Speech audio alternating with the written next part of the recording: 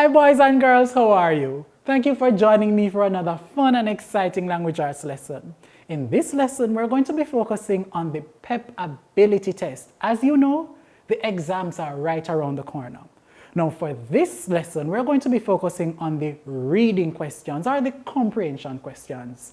Yes, you are expected to do some amount of comprehension in the PEP ability test. Now, are you ready? Let's go. Now, reading questions will ask you to read a given passage and to answer questions at different levels. Now, I want you to bear that in mind, boys and girls.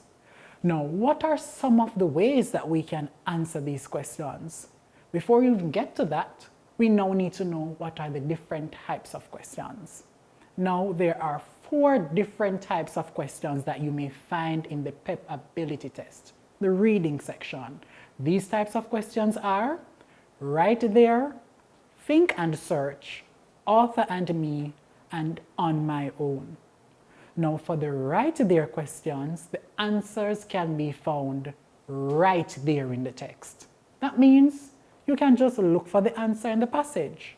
For the think and search, the answer is right there in the text, but it may not use the same language that is used in the question, and you may have to look in different places in the same text or passage to find the answer. Good? Now let us look at the author and me question. The author and me question, that answer is not in the text. You need to use your own background knowledge and what the author has told you to come up with the answer. That is, what you know plus what the author says to come up with an answer. And finally, the on my own type of question. With the on my own question, the answer is not in the passage. You need to use your own background knowledge. You could even answer the question without reading the text. The question must stand alone. Now, boys and girls, let us look at some examples of the different questions that you may find in the ability test exam. Now, here we have a passage. Puppies are very small when they are born. They cannot see until they are about 2 weeks old. During this time, they stay very close to their mothers. And the question asked is, why do puppies stay close to their mothers? Now, let's ask ourselves this question. What kind of question are we being asked? Is it a right there question, think and search question, author and me question, or on my own question? Once you can find the type of question, then you can immediately find the answer. Now, this question has the answer right there in the passage. That is to say, the passage gives you the answer. So that makes this question a right there question. Why do puppies stay close to their mothers? Let us re-examine the passage. Puppies are very small when they are born. They cannot see until they are about 2 weeks old. During this time, they stay very close to their mothers. And the question again, why do puppies stay close to their mothers? We can find the answer right there in the passage. As you can see, the answer can be found right there in the passage. And they stay close to their mothers because they cannot see. Good job, boys and girls. Let us look at another question. I want you to read this passage carefully and answer the questions that follow. Let's go. Devon, shouted Mrs. Ramsey. I've called you 3 times. You come down this minute or you will be late for school. Coming, Mommy, he answered. And a moment later, he appeared in the doorway. Mrs. Ramsey gasped when she saw him, but Chrissy merely laughed. I was wondering why you were in the bathroom so long, said his mother.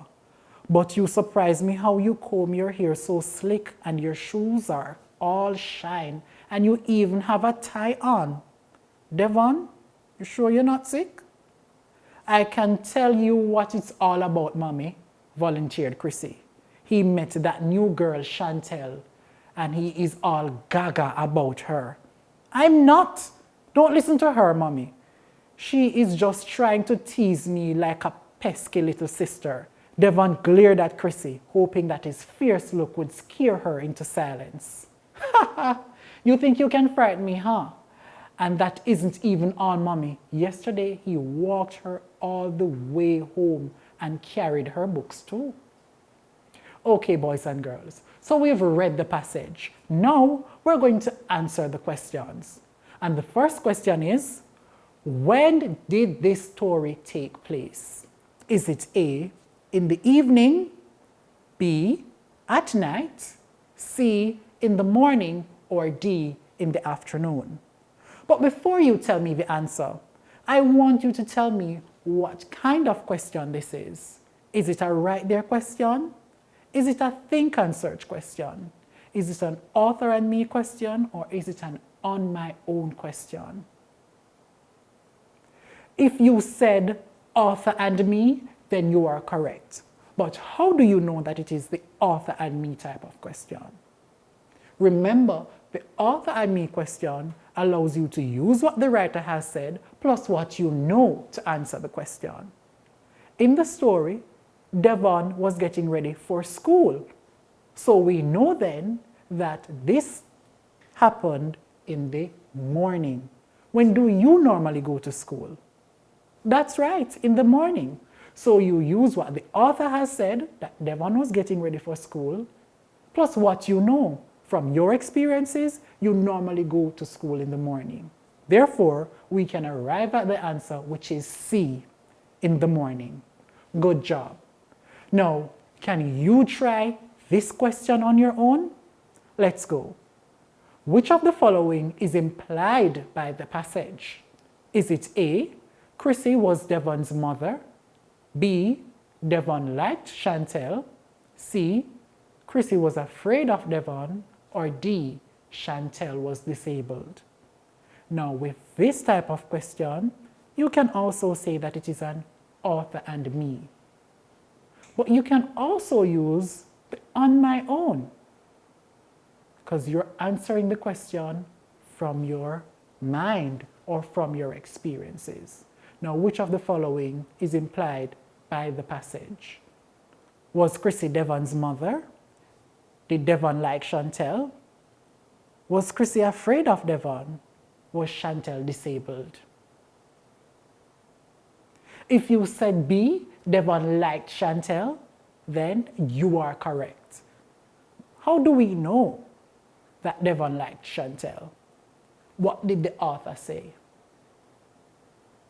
That's right. The author said that Devon carried Chantel's books, and he also walked her all the way home. And the fact that he combed his hair and wore a tie even confirmed the response that he wanted to look nice for Chantel. So that means that yes, Devon indeed liked Chantel.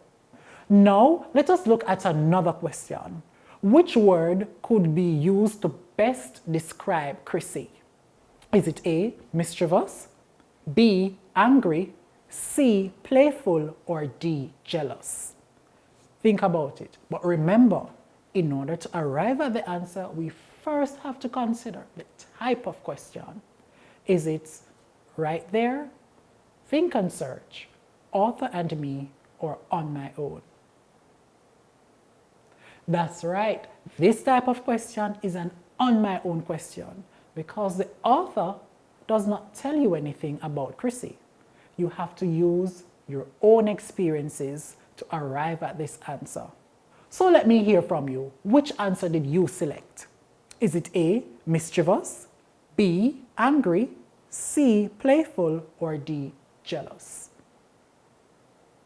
If you selected mischievous, then you are correct. Chrissy is indeed mischievous. How do we know? From our experiences, she's teasing Devon. And you probably would have been teased by your friend or your family at home, haven't you?